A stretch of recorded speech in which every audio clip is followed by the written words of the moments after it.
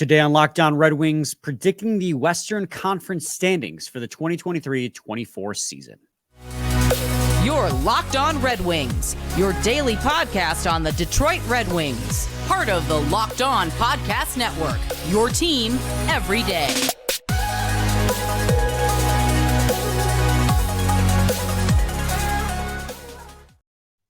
Welcome back to the Locked On Red Wings podcast. We are your hosts, Brian Fisher and Scotty Bentley. I'm a podcast producer for the Daily J, a WWJ News Radio podcast, while Scotty's the host over at Locked On Tigers, as well as a freelance journalist for the Detroit News. Scotty, happy Tuesday, buddy. What's going on? Hey, man, back to 5 days a week. That's what I'm saying. For the second day in a row. Yeah, we haven't seen each other for us on a Monday in quite some time. So yeah, and it's a good feeling being back because that means that the season's right around the corner. We're back. Oh God, here we go again. I can't do it. Not again. Not today. But on today's episode, guys, we're going to give you, I think last year we did it all in one episode. And in hindsight, we were like, that's a lot of teams to try. It was like an hour-long episode. Yeah.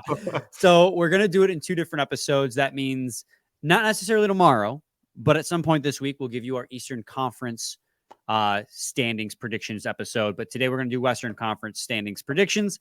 I'm still not sure. Is it standings predictions, standing predictions, standings prediction? I'm not sure if there's two S's on the end of both standings and predictions.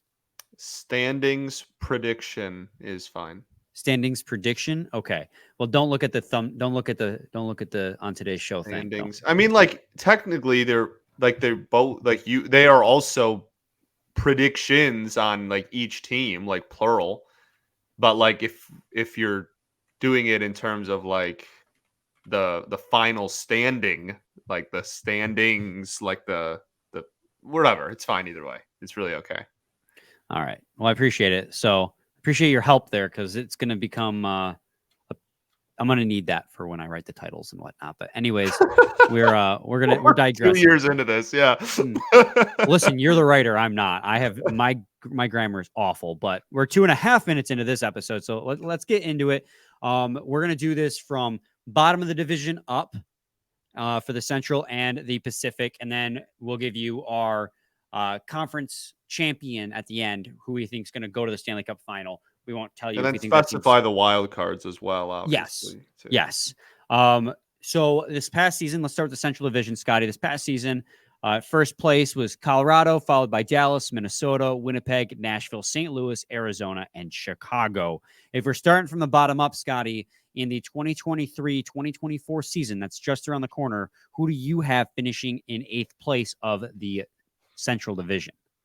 I still have Chicago. I think that this is going to be another kind of bottoming out probably isn't the right word. Like they did bottom out. They got the number 1 overall pick. They didn't have the worst record, but they did that. This past year was kind of their bottoming out year. But I mean, geez, they were double-digit points behind Arizona, and like Arizona stunk. So like that would just be a big improvement for them to climb out. Obviously they have one of the most talked about prospects, and I mean I'm confident saying in the history of hockey. So we'll see how effective he is early on. But yeah, it'll be cool to see Bedard on the ice. But outside of like actual results, I'm not expecting too much of an improvement. I think they get more than 59 points this year, but they can improve by 10 points and still be in last place in my eyes. Yeah, I think that they're pretty easy for not just like bottom of the division, but fighting for bottom 3 in the entire league probably. Yeah. And that's going to be by design going into this season. Obviously having Connor Bedard is going to be a help. And, they do have some pretty notable acquisitions, at least name wise, maybe not in their prime anymore, but guys like Corey Perry, they have on their team now. They have Taylor Hall, who they acquired. Yeah. Obviously Connor Bedard's the big one. But if you look at the makeup of this roster, I mean, they signed Andreas Athanasiou to a $4 million contract for 2 years. He's not worth that much money. That screams like we're trying to get to the cap floor. They have 3 guys they're paying still from buyouts. They have dead cap and they have recapture penalties. Like they are a team that is designed to bottom out, and they're going to do just that. And like I said, that's by design. So I agree with you. They're 8th place in the Central Division for me pretty easily. Yeah. Next, I have, again, kind of just like chalk 2 teams in, but I have Arizona being the second worst team in this division. I think that I don't know, man. Like they are still in a position as well where they are taking on so much outside money. Like that's how they're reaching the, the cap floor is just by like getting salary dump trades to them. I don't mind their draft. I haven't minded their last couple of drafts, to be honest with you. I think that Arizona, we can talk about the off the ice nonsense that they're a part of every season and whatnot and all the butt of the jokes for sure. But strictly on the ice, I kind of like the young like player pool that they are accumulating there. I think that they could be trending in a decent direction, but it's just far too early. I think again, if they're either 7th or 8th, it wouldn't shock me. But I think that they are pretty comfortably worse than the 6 teams ahead of them that we're about to talk about. But still have a little bit of a cushion on Chicago too. I hesitate to say they're a team on the up and up because I agree. I feel like we've said that about the Coyotes for the last 10 years. Well, but, also, like the players I'm excited about aren't at the NHL level yet. So, you know what I mean? Like, with the exception of Clayton Keller. He is legit. I love Clayton Keller. Yeah, same. But they have Clayton Keller. They made some notable acquisitions of Jason Zucker, Alexander Kerfoot, Nick Bukestad, Matt Dumble, all those guys on pretty sizable contracts. Like there's a lot of money invested in a lot of players. Like Arizona's clearly trying to get out of the basement sometime soon.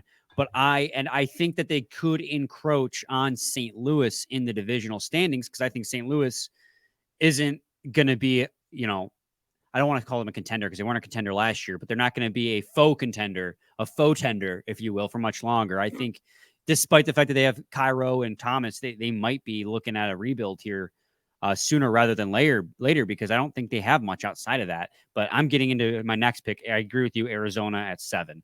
But this might be the last year that they're that low. Yeah, I agree. Like I said, I don't mind like talking about the future. I don't mind Arizona kind of taking small steps forward here over the next couple of years. But I think that this year, if at the end of the season they're picking in the top like 7 again, I think that that's probably kind of what they want. Anyway, Scotty, I'm going to lead here with my 6th. I kind of teased it, so I might as well. St. Louis Blues, I think is an easy pick to just be they're going to be in that middle ground where they're not going to be good enough to make the playoffs, but they're not going to be bad enough to really bottom out. They have some really great players on this team, young players on this team, Jordan Cairo, Robert Thomas, 25, 24, both signed to big time contracts. They got good Pavel Buchnevich, and they have a lot of money tied up in their defense with Justin Falk, Torrey Krug, Colton Parayko, apologies. But they didn't really make any big offseason acquisitions outside of signing. Well, God, Jordan Cairo was already September 2022. That was a year ago. That felt like it was just yesterday. That's crazy. But they're all the way up against the cap. They only have like $200,000 in cap space as of right now. As we record this, they don't have any room to maneuver. And Jordan Binnington has proven that he's not really a starting goaltender in the league these last couple of years. And so if they can't address that problem, I don't see them as a playoff contender. I really don't. I think that it feels almost like a cop-out to be like, oh, we see these guys finishing in the same spot they did last year, 8, 7, 6. But I really think that's going to be how it is. I think, Arizona's on their way up and St. Louis is on the way down, but I don't think that those paths are crossing as of yet. So I still have St. Louis finishing 6th. Yeah, this is the one where I definitely like heavily considered St. Louis below Arizona, honestly. Like I don't think that they were 11 points difference this past season. It wouldn't shock me if that number got even closer. Yeah, man, I am not huge on the Blues this upcoming season. Again, like chalk from last year and between the two of us so far, just kind of like status quo what they were. But yeah, like I kind of fully expect St. Louis to be again. Like I don't think they're like I guess I had a similar conversation with Chicago, but like I think that St. Louis is better than the 2 teams we've talked about and like comfortably worse than the 2 teams we're probably about to talk about. Like I think that they're kind of in that ground. And then especially once we get into February, like we get into around like, February, March, we approach the trade deadline. I don't know. It wouldn't shock me if they were in like hardcore sell mode, to your point, which would only then kind of tank them down the standings even more in the last couple of months of the season. Yeah, and I could be wrong because they do have a relatively young team, though, too. And that's the thing that makes them hard to predict. They had a bad year last year, and they lost some core pieces at the deadline and whatnot. But they're still a relatively young team despite that. I mean, their offensive core is made up of mostly guys in their 20s. They only have 3 guys on their forward core that are over 30 years old.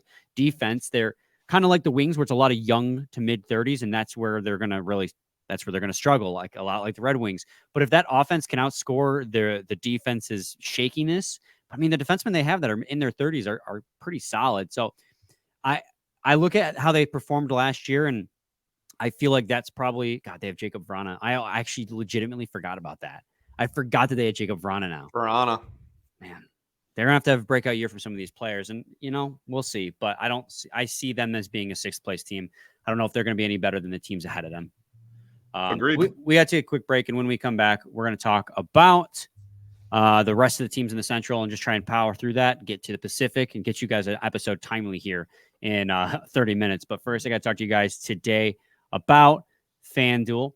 Snap into action this NFL season with FanDuel, America's #1 sportsbook. Right now, new customers get $200 in bonus bets guaranteed when you place a $5 bet. That's $200 in bonus bets, win or lose. If you've been thinking about joining FanDuel, there's no better time to get in on the action. The app is so easy to use. There's a wide range of betting options, including spreads, player props, over-unders, and more. So visit FanDuel.com/lockdown and kick off the NFL season. FanDuel, official partner of the NFL. Visit FanDuel.com and use promo code LOCKEDON to kick off the NFL season. Segment 2, Locked On Red Wings podcast. Scotty and I are talking about our standings predictions. Right now, very chalky. Very chalky, yes. Scotty, do you want to give me your number 5 pick? I would love to, Brian. I'm going to go with the Winnipeg Jets. I'm finally going to go off chalk here. So honestly, a small part of me, obviously I did not go through with it, but a small part of me wanted to put Winnipeg even at 6, but I couldn't justify them below St. Louis in my brain. I think Winnipeg is going to fall pretty hard this year. I don't think they're going to be in serious contention. They lost some pretty notable pieces. And also just like the way that things ended last year was just really sour. I don't know. I think there's still a lot of discombobulation happening in there. I think they're going to only sell off more pieces as the season goes along. And they're a team like a huge sell at the deadline candidate for me. Like, I think that, none of this is guaranteed. They play the games for a reason, but I think that Winnipeg, if they're sitting in late February and you're looking around and it's the Jets in 5th or 6th place in this division, I think that you could see kind of a hardcore sell-off there going into the deadline. So yeah, I'm going to have them at 5th. Yeah, I mean, I agree with you that I just don't think that this Winnipeg Jets team has much. This core is going to stick together much longer. It's been pretty well documented that there's a lot of turmoil in the locker room, and it doesn't sound like they like each other. It doesn't sound like they like the coaching staff. I feel like that team's about to blow up here. But of note, they did acquire in the Pierre-Luc Dubois trade Gabriel Velarde. Still have talent, that's the crazy thing. They still have talent and goal scoring on their roster. And goaltending. Connor Hellebuyck is fantastic, but it sounds like Hellebuyck wants out. It sounds like, I'm drawing a blank on the name, but there's several players that sound like they want out of Winnipeg. And that's why I struggle. Like I could, some of them coming here. I honestly could almost put Winnipeg below St. Louis. I honestly could. I was in the same boat. I think they're going to fall pretty hard. I agree. I'm probably just staying safe. And that's why I have St. Louis underneath Winnipeg, but I just feel like this Winnipeg team's on the cusp of breaking out. They did also sign Laurent Brassard, who had a pretty good year as a backup with Vegas as well. So their goaltending is stacked. They have a lot of good goal scoring, but it seems like they don't like each other. And if you don't like each other, you're not going to win hockey games. And that's been the case for several years now with this Winnipeg Jets hockey team. I don't know when and where this team's going to finally decide enough is enough, but I don't think. I think it's this year. If you can't get along in the locker room, you're not going to make the playoffs. It's just Well, and like I said, if things aren't going well, they're going to sell and sell hard at the deadline. They're going to be one of those teams that has some of the biggest assets to sell off, and that's a pretty easy transition. Like this division's just pretty status quo. Like then, okay, like I'm just flipping Winnipeg and Nashville. I have Nashville at 4. I will say Nashville is not a playoff team for me. However, think I'm going to roll with 3 playoff teams in the Central and 5 in the Pacific rather than the traditional 4 and 4. I think Nashville will be solid. I think they'll be around 90 points again. They're kind of just like that consistent, going to be a threat. Might be one of the worst teams to make the playoffs, might be one of the best teams to miss it. They're kind of right in that middle ground. Their offseason was, fine. I don't think they really made any huge additions, but didn't lose anybody huge either. They had 92 points last year. I expect them to be somewhat around that. Maybe they pick up a few points with Winnipeg falling if that ends up happening. Maybe they're closer to that 95-ish total, but I'm going to have them at 4th, but not making the playoffs. Yeah, I agree with you on that one as well. Shocker, we have a lot of the same opinions on things. Super good discussion. Yeah. I mean, their biggest acquisition was their general manager. Their general manager of David Poyle stepped down after literal decades with the team, and Barry Trotz took over. So a new vision in the front office there. They acquired Ryan O'Reilly. He was their big offseason Red signing. Wing, Barry Trotz. Yes. And they also got Gus Nyquist, Luke Shen, Cody Glass. They really stocked up on kind of middle of the pack forwards, like depth forwards and depth defensemen, with the exception of Ryan O'Reilly. But Ryan O'Reilly's, not the same Ryan O'Reilly he used to be. He had a meager 30 points last year and 53 games played. His production's gone down. He's definitely one of your veteran leaders in the locker room, it feels like. But with the goaltending that they have with UC Saros and some of the best defensemen in the game on their team, I think that's enough to kind of keep them at 4th, but just outside the playoffs. Scotty, we're still in the Central Division. We got to pick the pace up here. I'm going to just go quick here. I think that the next 3 are, again, just chalk. I think it's 3rd Minnesota, 2nd Dallas, 1st Colorado. And I think it's pretty self-explanatory as to why. I think those teams are just the best design. You can make a case for Minnesota possibly passing Dallas for 2nd in the division. I don't know what yours looks like, but for me, I got Minnesota, Dallas, and Colorado winning the division again. And I know it sounds like a cop-out, but the Central Division's pretty weak. Like your top 3 are pretty easily your top 3, and Colorado stands above the rest. Yeah, one of the reasons we started with this conference was because like the Central is the most boring division. Like it, I mean, I think it's hard to really rearrange these teams and be like super hot takey about it. Unfortunately, I also have Minnesota, Dallas, Colorado, but I for a long time really tried to justify in my head, honestly, not Minnesota over Dallas, but Dallas over Colorado. Like I'm very, very high on the Stars this year. I'm never high in the Stars, and it's bitten me ass so many times. I always look at their team and go, how? Yeah, I mean, like, I guess like a couple of years ago, that's super fair. But like, I love the Stars like roster. I don't know, man. I really, really wanted to, but then I'm looking and I'm like, man, like they were 1 point behind the Avs last year, and the Avs had like a million injuries, like a crazy amount of injuries, and they still finished ahead of Dallas. If Colorado can even have a remotely decent bill of health, it's really hard to not put them at the top. Yeah, I mean, I think Colorado is atop the Dallas Stars for 2 reasons, and that's Cal McCarr and Nathan McKinnon. For sure. I think those guys are so unreal that they really carry that team. They did acquire Thomas Tatar. I don't know if you saw that. I saw it, the Colorado Avalanche. But I mean, you're right. Dallas Stars are absolutely stacked when you actually take a look at their roster. I mean, Jamie Benn, as much as we hate him, he had a renaissance in his career last year. He had a great year. Rupe Hintz, Jason Robertson, very good hockey players. Robertson's one of my favorite non-Red Wings in the entire NHL, man. Yeah, and then you got Miro Heiskanen on the back end. Give me playoff Adi, baby. Yeah, Jake Ottinger. Like they're a deep team on offense and defense. I do like the Minnesota Wild too. Yeah, for sure. It's nice that they finally did it. Like, my goodness, man. We talk about for a decade, we talked about like, oh, this is the year for the Wild, and they just like never did it. And then they finally broke through, and we're the team that we've been hearing about since I was in high school. Like, The geez. problem with the Wild, though, is I fear that if Boldy or Kaprizov, especially Kaprizov, is like hurt, then that team doesn't have what it takes.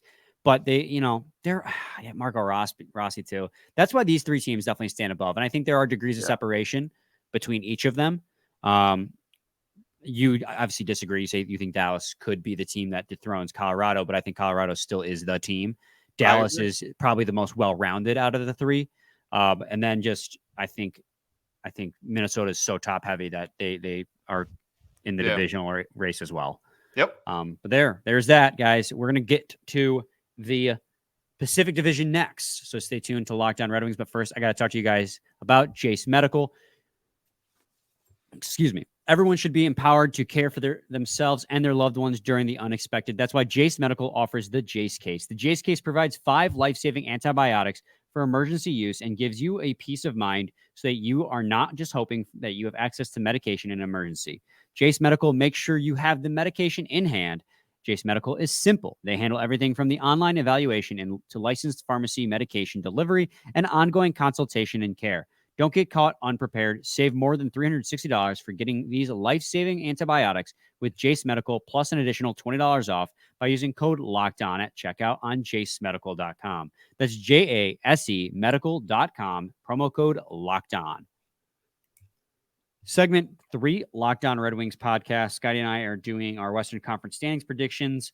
Just a recap. I think we were the same for the Central. I think we literally were exactly the same the entire Chicago, Arizona, St. Louis, Winnipeg, Nashville, Minnesota, Dallas, Colorado, going from top to bottom.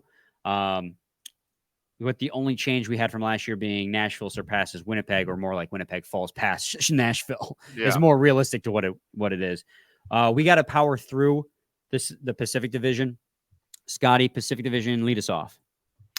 I am going to start with 8th place. I have the San Jose Sharks. I don't really think too much needs to be said. We're going to have to do like a crazy in-depth analysis on the Sharks. They were not good last year.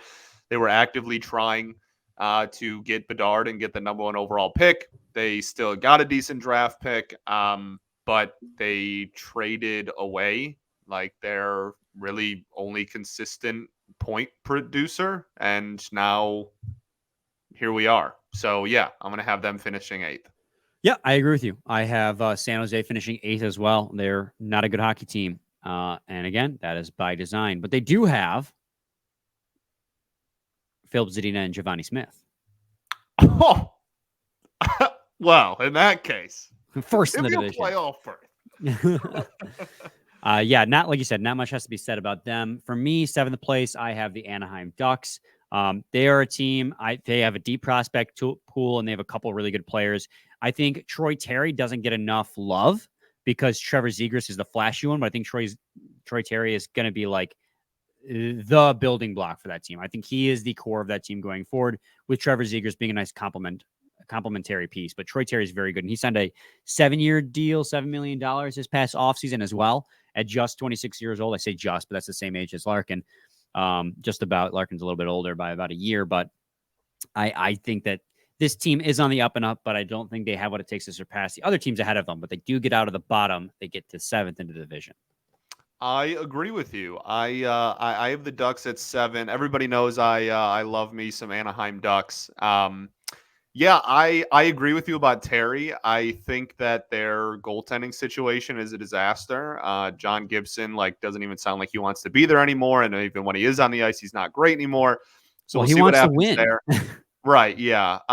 But the biggest thing for me, you kind of alluded to it, is the prospect pool they have building over there is really good. I also really like their head coach hire, Greg Cronin. There you go, first-year head coach over there. I think that's kind of exciting for them. But yeah, the biggest thing for me, I am very excited for a full real season out of Mason McTavish, who's younger than Zegras and obviously much younger than Terry, but is even younger than Zegras still. So he kind of got 4th line work and some spot opportunities last year, but I'm excited for like a full, real, like give him an actual opportunity season of a former, top 3 pick in the draft. So yeah, I'm pretty excited for the Ducks. I know a lot of people here don't like the Ducks, but this iteration of the Anaheim Ducks, I kind of like. So we'll see. And I think following that, 6th place, I have the Vancouver Canucks. I think this is a team that has got to figure it out and realize that this core is not going to be a core. They want to do the rebuild on the fly thing. And what's funny is they don't have a single forward that, well, with the exception of JT Miller, who is 30 or older, and JT Miller being 30 years old. But it's like they're filling their team with a bunch of like top to bottom, just okay players. I think the best player on their team, without a doubt, is their new captain, Quinn Hughes. Quinn Hughes is amazing. But like, they acquired Philip Hronek for a first-round draft pick. Philip Hronek's he's not gonna take you to a Stanley Cup. He's a nice, like, second-pair defenseman at best, get you power play minutes, but he's not worth a first-round pick. They got Pius Suter to fill out in their bottom, and I love Pius Suter, but, like, I'm just looking at their roster, and yeah, their offense is very young, but I don't see anyone outside of, like, a Elias Pettersson who is gonna really carry this team to the next level. Elias Pettersson is legit, and I love Elias Pettersson, but Quinn Hughes and Elias Pettersson are really it, I feel. And I don't know. I feel like this team isn't built to succeed the way it is. I agree with you. I think, again, like kind of chalky here at the bottom. I think we'll have a little bit more excitement in the top 5 in this one than we did in the Central. But yeah, like I don't really have too much else to add. I feel like Vancouver they're just like the epitome of a 6th place team. Like they're, you know what I mean? Like they will beat the teams that are actively trying to lose and get like the number 1 overall pick consideration, and they will lose to all of the teams that are like better than them and that are in like legitimate playoff contention. And yeah, they need to pull the plug like 2 years ago, but here we are. So I think that they're they won't be as bad, they will be worse rather than the Winnipeg Jets. But I think they're another candidate where, like, come trade deadline, they're going to be one of the premier kind of trade deadline team targets for a lot of people. I mean, they're one of those teams that we've seen it firsthand. Like, rebuilding on the fly just doesn't really work. Yeah, and so it sucks because they've kind of already gone through it feels like they've gone through the strokes of a rebuild. I was saying just a couple of years ago that I thought they were going to be, one of the up-and-comer teams when Elias Pettersson and Esther Demko first broke onto the scene. But it just feels like it's just not there. It doesn't feel like it's there. I can't really give you more details, and my gut just feels like it's not there for Vancouver with its current build. They got good players, but it doesn't feel like they're meshing to be a competitive team long-term. Yeah, agreed. Anyways, spent too long on Vancouver. Okay, let's move on. What's the next team I got on my list? Oh, my first wild card team, and that is the Calgary Flames. God, this is a team that if there's any team from the Pacific I think could miss the playoffs, it could be the Calgary Flames. This is another team that I just feel as they kind of hit their peak a couple years ago when they had Matthew Tkachuk and Johnny Gaudreau. Holy crap, that name slipped my mind there. It's like, are you forgetting like Johnny Hockey? Yeah, I was. And I do think they'll bounce back a little bit this year with Huberdeau and Weegar. I think that the Huberdeau you saw last year was an outlier. I think he's better than that. But I don't think it's going to get them into like a divisional race standings position. But I think they're going to be good enough to make it into the playoffs.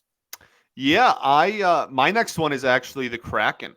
Really? I'm pretty high on Calgary having a bounce back year, and I don't think like low of the Seattle Kraken. I don't think that they're bad. I still, again, like I have them as a wild card team. That's my first wild card team as well. But I have them at 5th. Like, they got exactly 100 points last year.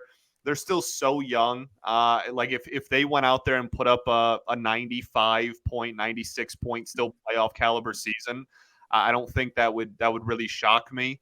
But yeah, I mean, like I love the Kraken. Matty Beniers, like, I almost just dropped an F-bomb. Michigan man, like that's like that's like I'm a big fan of what they got doing. Obviously, last year was they exceeded everybody's expectations last year. So I guess in my brain, it's kind of like, last year was the huge jump forward. Maybe they plateau for a year, like, and don't take another huge step forward again. Like, they're kind of around that 96 to 100 points. season. I don't think Calgary is going to be like way better than them. I don't have Calgary at like 110 or anything, but I think that those will be very comparable teams by season's end. I think you could be looking at, at the end of the year, both of those teams kind of jockeying for playoff seeding. That's really interesting that you think Seattle. I guess you have it more. Calgary is going to take a step back going to bounce back and surpass Seattle. And I could see it. They had a new head coach as well. A lot of their problems last year is Daryl Sutter didn't know how to deploy his best talent, and that team just stunk. So I do think they're going to bounce back, and that's why I do think they will make a wild card berth. But I don't think they're going to rise in the divisional standings because I think the rest of the division is so deep as well. The other three teams, I think, had 100 points in the this past year in that division. Yeah, all four of their playoff teams had. The Seattle was fourth with 100. So and that gets me to my fourth place team in the division. I think it's going to be LA Kings. Yeah. So and that's not a slight against the Kings. It's more about how I think it's going to be a very tight race at the top of this Central or this Pacific division. I'm just looking at the other teams, and I think that they are a little bit better. I really don't have a good analysis for you as to why I think the LA Kings are going to fall to fourth and still a wild card berth. Other than it's just a gut feeling. I think when it comes down to it, they probably have this.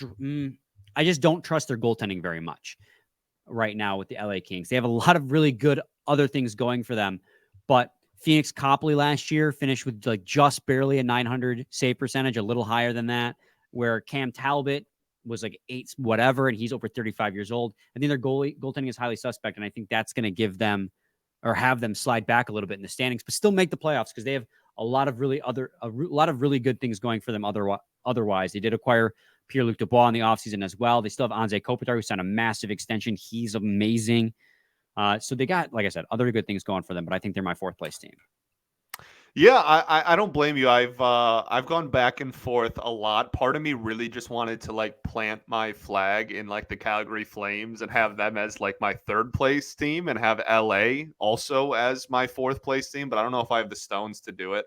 So I'll go Calgary here. I really am like a big believer in the bounce back year from the Flames. Like obviously this past season was nowhere close to the peak that they had reached a couple of years ago. As you said, obviously they lost some one of the biggest point producers in hockey to free agency when Gaudreau left. But I still think there's a very, very talented core here. I think that just learning how to play without like such a puck dominating player, it took a little bit of adjusting.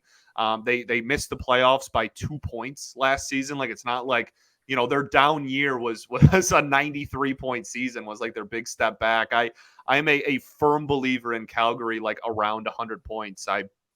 That'll be something that I kind of take a doozy over into FanDuel and take a look at what their preseason point totals is projected at. Cause I really am a pretty big believer in, they also had 17 overtime losses last year, which literally led the NHL. So like you got to imagine that finds its level a little bit. Obviously some of those will just be regulation losses, but like, if you tilt it the other way and water finds its level, even if like 2 or 3 of those are wins instead of OT losses, you're talking about a playoff team. So yeah, I'm a pretty big believer in the Flames this year. I really want to, you know what, just for the sake of it, let's do it. I'm going to have LA at 4 and I'll put Calgary at 3. Plant your flag. Because we're already here. Yeah, why not? I've already tooted their horn enough. There's really no point in going back now. So yeah, and I really like LA. Like I don't really like love this take. I think this might be just like a bad take that I'm currently saying, but like, I think LA's young. I think that they have the chance to be, 102 to 107, maybe even 8, maybe even push 10. Who knows? Like point team for the foreseeable future. I like the Kings a lot, but if I have them kind of plateauing at around 100, 102 points next season, then maybe I just go crazy and think Calgary is going to take a huge step forward. Why not? That's fair. My third place team I have is the Edmonton Oilers. Wow. You really like the Kraken. I really like the Kraken. Clearly. So I like it. My thoughts on the Oilers are the thoughts that I've had every year. They're going to outscore their problems. And that's why they're going to make it, third place in the division. They got Connor McDavid, Leon Draisaitl, Ryan Nugent-Hopkins had over 100 points. last year as well. But they still have very good defense, and they still have very good goaltending, and that's going to hold them back from rising above that. Yeah, that's all I got to say about the Edmonton Oilers at 3. Yeah, fair enough. I'm still gonna, like I said, I'm gonna have Calgary at 3 and LA at 4. I guess I'll just transition then into my 2 is going to be the Edmonton Oilers. Yeah, I still expect the Oilers to get around like 50 regulation wins. Like you're right, and I think that that'll be an issue come playoff time because it always is. But I think as far as regular season hockey goes, that's a different beast, and they are going to outscore most of their opponents. Yeah. They are. They have the best player in hockey on their team. I mean, they have arguably 2 of the top 4 or 5 best players in hockey on their team. I mean, they are unbelievably top heavy and talented, and that will take them a long way. Yeah, barring injury, I still expect Edmonton to be around 108 plus points. Yeah, and that takes me to where I'm planting my flag, which is the Seattle Kraken. I'm taking a swing for the fences on this one. They had a really bad first year in the NHL, but came together for them last year where they finished, I think, 3rd in the division. I think they're going to take it a step fourth in division. I think they're going to take another step forward this year, finish 2nd in the division. I really like the way they play hockey. It is the definition of team game. They got a lot of playmakers on that team, a lot of role players on that team. They're kind of like, if I'm going to be honest, they're like a Vegas Golden Knights light, where I think the Vegas Golden Knights play that similar style where it's a team game. Everyone on that team contributes. They just have the star power on top of it. You have yet to see which players on the Seattle Kraken can become the star players, but I really like them. I think Matty Beniers can be their star player for sure. Shout out Matty Beniers again. But they play such a good team game. I love the way that they play hockey. And that leads me to my first pick, and that's Vegas. Again, a team that plays an incredible system game, but also has the star power to, on top of that, you get a full season of Jack Eichel. They might end up being even better. I think they're the team in this division who is like head and shoulders above the rest. Like they are up and down their roster a complete hockey team. Yeah, going into this, I was just like inherently looking for a way to have them fall because I think that a lot of people just look at like previous champion and just go, oh yeah, like they're going to get first in their division, obviously, when like honestly, very often that's not the case the following year. But then the point that you just made was the difference maker for me, man. Like they're already so deep, and now they're getting a full season of Eichel. He's like only 26, by the way. Right? Yeah, correct. Well, yeah, this will be his age 27 season. Yeah, it's like crazy. It feels like he's 35. Right. It's wild how. Well, I mean, their entire like this entire team is basically in their mid-20s. I guess they have some veterans on the blue line there, but like, I mean, man, they still have a young enough core where like this is going to be a relatively sustainable product for the next few years. And yeah, like I said, like it's the conversation of top heavy star power versus depth right at the top of this division for me between Vegas and Edmonton, but the kicker for me to not have them fall and not just have them fall just because was the full season of Jack Eichel thing, man. It's really hard for me to look at 111 points, a Stanley Cup champion, and now they're going to get one of their best players for a full season instead of half a season next year. Yeah, absolutely, man. We got to crown a Western Conference champion, the team that we think is going to the Stanley Cup Finals. Let's see, who do I think is going to make it? You can tell I didn't think too hard about this before we got on the episode and started recording. I almost want to. Oh man, I'm between 2 teams, and for the sake of just having, not necessarily because it's impossible to predict, right? Like we're more than likely going to be wrong on whoever we pick going to the Stanley Cup Final. So I almost want to swing for the fences again. Yeah, and just be like, do it. I'm doing it. I like Dallas, man. Oh, well, that was going to be mine. That's hilarious. Yeah, and I was going to pick Dallas, for real. Dallas is my Western Conference champ. I thought you were going to swing for the fences and just ride the Kraken with how high you were on them. I am high on them, and mainly because I also see them as like they're the prototype of what the Red Wings are trying to build. Yeah. Like they don't have the superstar. The Red Wings need to go the Carolina Hurricanes or the Seattle Kraken route. Yeah, I last year, this past postseason, I had Dallas making it out of that conference just past season. I've been a huge fan of Dallas, man. I again, like if there's one team that I think can kind of dethrone Colorado at the top, I think it's gonna be them. I was gonna Dallas is my pick. Like that I was feel gonna be dirty my though top team saying for it. Fences conference. I feel dirty though saying it because of Jamie Benn. But Yeah, of I mean, course. Yeah, it's Group A nobody likes hints. Jamie Benn here. I'm not trying to make it sound like I'm I'm a huge Jamie Benn fan, but Okay, so there you have it, guys. Can't wait to do the Eastern Conference one. Obviously, we're a bit more knowledgeable about the Eastern Conference because that's I the also conference think everything's the East playing. would just give us especially the Metropolitan, man. Like I think there'll be a lot more shuffling around. Like I feel like the West is relatively Safe. outside of the eighth wild card. Like the West is relatively chalky. I tell you though, the team I'm most unsure on is St. Louis. I said they're going to stay at 6 where they were, but I could see them going either way in the standings with who they have on their roster. So the team I'm most unsure about was St. Louis. The team I think the biggest swing on was for sure Seattle. Big time. All right, Scotty, let's wrap it up. We're way past time, but that's how these episodes tend to go. Do you have any final thoughts? We ball. We're back with a new episode tomorrow. We should have a special guest for you guys, but I won't say it yet in case it doesn't work out. So stay tuned. Give us your guys' standings predictions in the comments below, and let us know if you think we're smart or dumb. In particular, Scotty. So stay tuned to Lockdown Red Wings. Same time, same place. It's your team every day. Every day.